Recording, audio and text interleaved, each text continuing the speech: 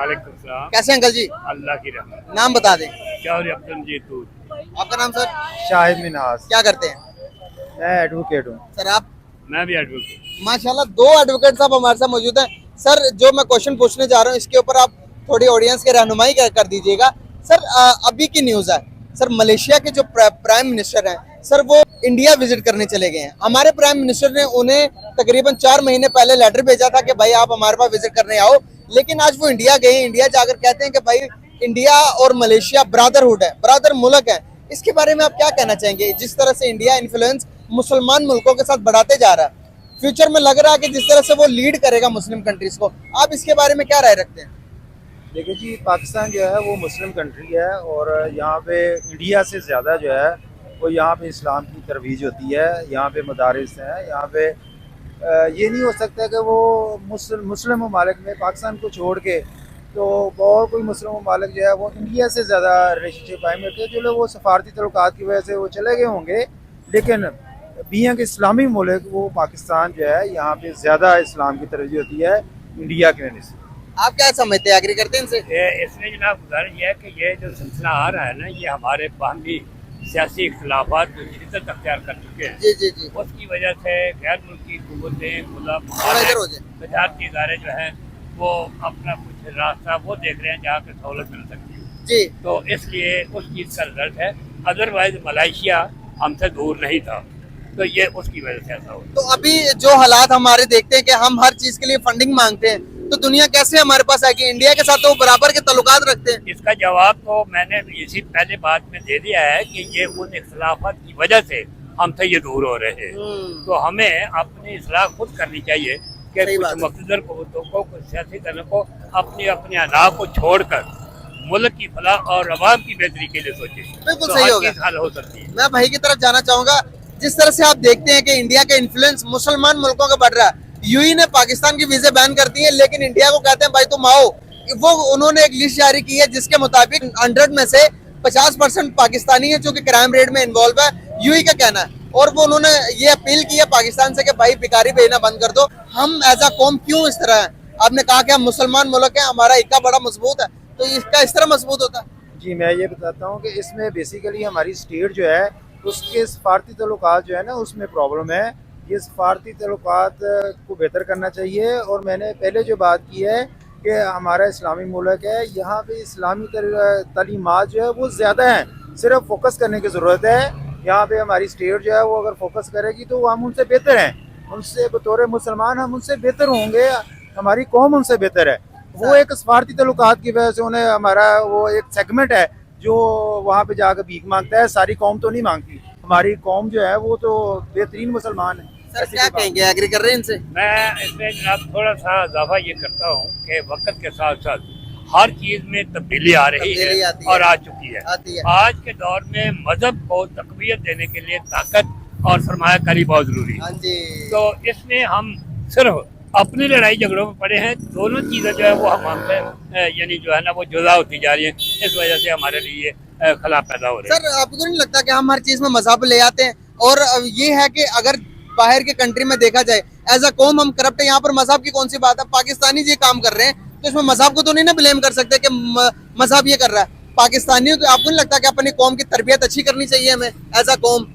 हाँ, ये तो उन लोगों का काम है ना जो हरावल दस्ते में शामिल है। सही बात है। सियासत में हो या ब्यूरोक्रेसी या एस्टेब्लिशमेंट में, ये उनके फराइज हैं कि जो कौम को दरस तदरीस दें या कोई ऐसे हालात पैदा करें कि ये सारी चीज़ें जो है दूर हों, तो मुल्क के लिए बेहतर हो सकता है और हम पूरी दुनिया में जा सकते हैं। सर इन्वेस्टमेंट की बात करें तो एक टाइम था कि पाकिस्तान के बारे में बड़ा नेक ख्यालात रखते थे मुसलमान मुल्क। 57 इस्लामिक कंट्रीज जो थी पाकिस्तान के लिए बड़ा अच्छा दिल और साफ गोशा रखती थी, लेकिन आज क्या बात है कि वो दूर होते जा रहे हैं। हम जब भी उनसे बात करते तो कश्मीर के लिए मांगते हैं, फंडिंग मांगते हैं कि भाई फंड करो। क्या ये वजह है कि दूर हो गए या कोई और वजह देखते हैं? नहीं सर, वो इसकी वजह यह है कि इंसान के जो है ना वो मुल्क के और इंसान के कबीलों के ये जो है ना अपने करतूत, पाबंद, झूठ, फरेब, हेरा फेरी और उन चीज़ों का रिजल्ट जो होता है वो चीज़ें जो तब्दीली पैदा करती है। अगर हम इस चीज़ में अपनी इस्लाह कर लें और वक्त ज़्यादा नहीं लगता, साल 1.5 साल के अंदर सब कुछ ठीक हो सकता है। आप क्या समझते हैं इस चीज को कि क्या आप मानते हैं कि इंडिया ग्लोबल पावर बनता जा रहा है जिस तरह से वो अपनी एक्सपोर्ट को बढ़ा रहा है? जिस तरह से वो अपनी इकोनॉमी पर ध्यान दे रहा है, जिस तरह से वो अपने नीचे तबके के लोगों को ध्यान देकर ऊपर लेके आ रहा है, क्या आपको नहीं लगता कि आने वाले टाइम के अंदर वो ग्लोबल पावर बन सकता है, चाइना को भी बीट कर सकता है जिस हिसाब से वो जा रहा है? नहीं, मैं नहीं ये समझता। वो ठीक है, वहाँ पे तरक्की हो रही है, जी। वो अपनी जगह पे है, क्योंकि इतना बड़ा मुल्क है, वहाँ पे तरक्की के ज़राए भी काफ़ी हैं। और दूसरा ये है कि पाकिस्तान के मुकाबले में पाकिस्तान, वहाँ पे आप अगर सर्वे करवाएंगे किसी जो होता है न्यूट्रल लोग, वहाँ पे बहुत सारा लॉ की वायलेशंस हैं। और वो चूँकि मीडिया और सोशल मीडिया या बाकी जो मीडिया है वो इंडिया के कंट्रोल में है, वो माइक्रोसॉफ्ट में उसने चूँकि ज़्यादा कंट्रोल किया हुआ है, तो इस वजह से वो हाईलाइट नहीं करते। वहाँ पे ह्यूमन राइट्स की वायलेशन बहुत ज़्यादा होती है पाकिस्तान की निस्बत। जैसे कि कश्मीर सबसे बड़ी मिसाल है, उसके बाद उनका बहुत सारी स्टेट्स हैं जिनमें इंटरनल वार्स जारी हैं। और कश्मीर का इतना बड़ा मसला है, तो आप देखें मलेशिया आपका मुसलमान मुल्क जाकर इंडिया को कहता है कि हम दोनों ब्रदर कंट्रीज हैं, उसके बाद यूई आता है, यूई कहता है कि यूई ने अभी जो कि इंडिया के प्राइम मिनिस्टर नरेंद्र मोदी को अपना सबसे बड़ा अवार्ड दिया है, पीस अवार्ड जो कि होता है कि वो दिया। आप मुझे बताएं कि जब कश्मीर का इतना बड़ा मसला दुनिया को क्या नजर नहीं आ रहा, अब belt and road initiative, belt on road बन रहा है जो कि यूई और यूरोप को जोड़ेगा आपस में, जो कश्मीर के अंदर से गुजर के जा रहा है, इसके बारे में मुसलमान मुल्क क्यों नहीं बात करते अगर इतना जुल्म है तो? नहीं, वो करते हैं, हम तो अपने मुल्क की बात कर रहे हैं ना, बाकी मुल्क उनकी अपनी एक सफारती पॉलिसी होगी। हमारा मुल्क जो है, हमारी स्टेट जो है, वो किसी न किसी फोरम से वो जो मर्जी हमारी गवर्नमेंट आ जाए, वो हर फोरम पे ये बात करते हैं। हम तो ये कहते हैं मुसलमान तो एक जिस्म के मानिंद है। बिल्कुल ऐसा ही है। वो क्यों नहीं उनको नजर आ रहा कश्मीर का? मैं ये कह रहा हूँ कि हर जो मुल्क है वो उनके अपने कारोबारी कोई मामला तो होंगे, वो इस वजह से वो बात नहीं करते। लेकिन हमारा मुल्क तो करता है, हमारी स्टेट भी करती है, वो कम करती है ज्यादा करती है, ये अलग इशू है। इस बारे में अपनी राय देंगे। अब देखें जी, बात यह है, अभी यहाँ रिसेंटली आपने देखा है कि ये बांग्लादेश ये इस्लामी मुल्क है, लेकिन वहाँ के इख्तलाफात ने वो बहरान पैदा कर दिए कि तमाम सरमायाकारी जो है बैरून मुल्क जा रही है। सही बात है। यही चक्कर जो हमारे साथ वाबस्ता हो गया है कि हमारे इख्तलाफात आपका 10-15 साल से जो चल रहे हैं, ये उसका रिजल्ट है, जिसकी वजह से वो सब लोग हमसे दूर होते जा रहे हैं। अगर हम सिर्फ मजहब का सहारा लें तो काम नहीं चलता, इसलिए हमें फाइनेंस को भी साथ, इखलाक और कौल व फ़ेल को भी, हर चीज को मिलाकर चलाना पड़ेगा, तो सब चीजें ठीक। सर अभी हमारी एक सोच थी, हम एक थिंकिंग रखते हैं कि जो मुसलमान होगा उनके साथ ताल्लुक रखेंगे, जो नहीं होगा उनके साथ ताल्लुक नहीं रखेंगे। इस तरह की सोच क्या माशरे में सर्वाइवल के लिए हमें काम देगी? अगर यही सोच, अगर देखें आज अगर हम दो मुल्कों के मुआवजना करें, एक मुल्क जो सेकुलर बना था इंडिया, एक मुल्क जो मजहबी नाम पर बना था, आज हम अपने हालात देखें और इंडिया सेकुलर स्टेट है, वहाँ पर हर मजहब को आज़ादी दी गई और वो तरक्की कर गया। हम क्यों मजहब के नाम पर इतना खराब हो गए? अब मैं आपको यहाँ एक मिसाल देता हूँ कि नबी पाक ने जब आखिरी यानी शाम की सरहद के ऊपर एक जंगी सिलसिले में गए थे, वापसी पर जब ये सहाबा कराम इकट्ठे हुए थे, तो नबी ने फरमाया था कि आओ हम सबसे अजीम जहाद की तरफ चले। वो उन्होंने कहा जी ये जहाद, हमने इतनी जंगें लड़ी हैं, तो सबसे अजीम जहाद कौन सा है? कहने लगे जी वो जो हम अपनी अदात अतवार, कौल व फ़ेल और बेईमानी जो है उनको दूर करें, तो कारोबार में यानी वसत पैदा करें, तो ये शैतान अजीम है, इसको हम मात कर सकते हैं। बड़ी प्यारी बात। तो यहाँ पर भी ये इस चीज की जरूरत है। अगर हम उस चीज को मार नहीं सकते तो ये सिलसिला जो है पूरा बेहतर तौर पर नहीं चल सकता। क्या लगता है आपको कि अपने मुल्क के ग्रोह के लिए, अपने कारोबार की तरक्की के लिए क्या इंडिया के साथ ताल्लुकात बेहतर कर लेने चाहिए, ट्रेड कर लेनी चाहिए इंडिया के साथ, या वही सोच रखें कि भाई नहीं एक हिंदू के साथ, नॉन मुस्लिम के साथ ताल्लुकात नहीं रखने, हमने मुसलमान हैं हम? नहीं, ये तो वैसे हमारी सोच नहीं है, ये हमारी स्टेट की भी ये सोच नहीं है, और बतौर मुसलमान मुल्क ये सोच बिल्कुल नहीं है। वो कुछ इश्यूज जो है होते हैं उसके ऊपर इख्तलाफ होता है, बाकी ट्रेड होनी चाहिए। वो तो अब अमेरिका से, इंग्लैंड से, कनाडा से, हम सारे मुल्कों से करते हैं, तो इंडिया से भी हो सकती है, इसमें कोई ऐसा मसला नहीं है। लेकिन बात यह है कि जो इश्यूज जो हमारे मजहब को हिट करें, उन इश्यूज पे हमें बात करनी चाहिए, बस ये है। ट्रेड करें, वो दुनिया के जो मामलात है वो हमारे दीन में है कि आप हर तरह से तिजारत करें, हर बंदे से ताल्लुकात रखें, वो करने चाहिए। बहुत अच्छा लगा सर आप दोनों से बात करके, बहुत शुक्रिया सर, बहुत शुक्रिया। अस्सलाम वालेकुम, कैसे हैं आप? ठीक, अल्हम्दुलिल्लाह। नाम आपका?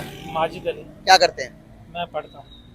जबरदस्त। सर बात करने का पर्पस ये है कि अभी रिसेंटली एक बहुत बड़ी खबर आ रही है और ये खबर सुनने के बाद पाकिस्तानियों के अंदर एक गमो गुस्सा है मलेशिया को लेके। सर मलेशिया के पीएम को हमारे प्राइम मिनिस्टर ने 4 महीने पहले लेटर भेजा था कि भाई आप आओ पाकिस्तान विजिट करो, हम आपको पाकिस्तान दिखाते हैं, कोई मुआहदे भी करते हैं आपस में। लेकिन उन्होंने पाकिस्तान आने से बिल्कुल इनकार भी नहीं किया, लेकिन आए भी नहीं। आज इंडिया विजिट करने के लिए वो गए हैं, इंडिया के अंदर मौजूद है। नरेंद्र मोदी को बयान करते हुए कहते हैं कि भाई इंडिया हमारा ब्रदर मुल्क है।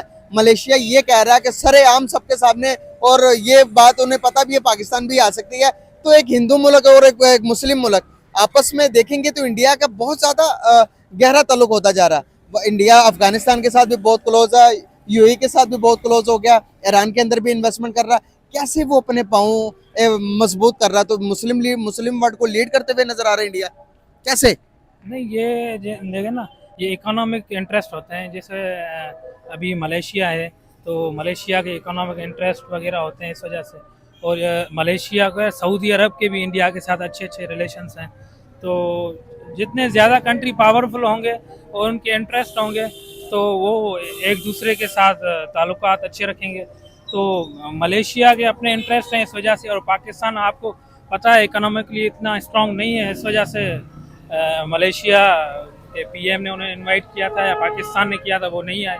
तो मेरे ख्याल से यही वजूहत है। आजकल के जो मुल्क है वो मुसलमान या मुस्लिम कम्युनिटी के बेस पे नहीं चलते, वो आजकल मतलब इकोनॉमिक्स जो स्ट्रगल है उस पे चलते हैं। जितना ज़्यादा इकोनॉमिकली स्ट्रांग होगा उसी पे ही चलेंगे। सर पहले की बात करें तो कैसे आप देखते थे कि पाकिस्तान जब हाँ करता था तो मिडिल ईस्ट सारा आके पाकिस्तान के मतलब के कदमों में घुटनों में बैठता था, लेकिन आज वही है जो कि इंडिया के घुटनों में बैठा हुआ है। इंडिया के साथ उसकी हाव नाव है, उन्होंने हमारे वीजे बंद कर दिए, लेकिन इंडिया को वीजे प्रोवाइड कर रहा है मिडिल ईस्ट सारा।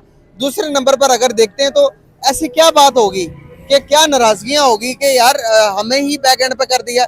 कश्मीर के मामले में भी पहले कहते थे कि भाई कश्मीर के मामले में भी हम खड़े हैं, लेकिन अब वो सीधा साफ नजर आता है कि कश्मीर के मामले में भी वो इंडिया के साथ खड़े हैं।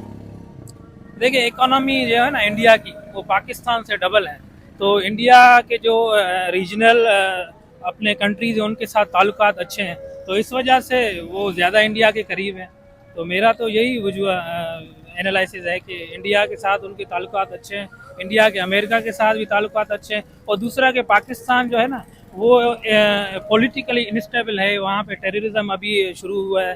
तो अपनी पॉलिटिशियंस एक दूसरे के साथ कोऑपरेट नहीं करते, इकोनॉमिकली वीक है, तो इस वजह से इन्वेस्टमेंट भी नहीं आती। अभी रिसेंटली ब्लास्ट हुआ है, चाइनीज़ जो मेरे ख्याल से काउंसलेट वगैरह के उन्होंने वार्निंग दी है पाकिस्तान को कि आप अपने हालात दुरुस्त करें। सीपेक का प्रोजेक्ट चल रहा है, तो जब तक आप ग्लोबल साउथ समिट हुआ, हाँ, तो जब तक आप अपने हालात ठीक नहीं करेंगे तो फॉरेन इन्वेस्टमेंट कैसे आएगी।